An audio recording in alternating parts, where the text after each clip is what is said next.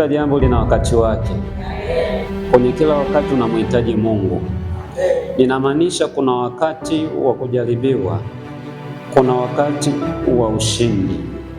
Kuna wakati tunakutana na nyakati ngumu kwenye maisha, tunahisi ya kwamba Mungu ametuacha. Na wakati tunakutana na mitihani migumu kwenye maisha, tunahisi ya kwamba Mungu hatuoni. Hapana, wakati mwingine Mungu anaruhusu nyakati ngumu zije, ni kwa ajili ya utukufu wake na kwa ajili ya faida yetu. Si kila situation unayokutana nayo kwenye maisha yako ni kwamba umemkosea Mungu. Si kila ugonjwa ina maana ya kwamba umemtendea Mungu dhambi. Si kila jambo linaloibuka kwenye maisha yako ni kwamba umemkosea Mungu. Mambo mengine Mungu anaruhusu yaje ni kwa ajili ya utukufu. Mungu anataka kufanya kitu kipya kwenye maisha yako.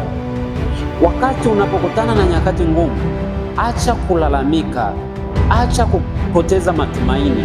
Mungu yuko hapo. Jifunze kumshukuru Mungu katika nyakati ngumu, kwa sababu imani yako kwa Mungu inaonekana kipindi cha nyakati ngumu.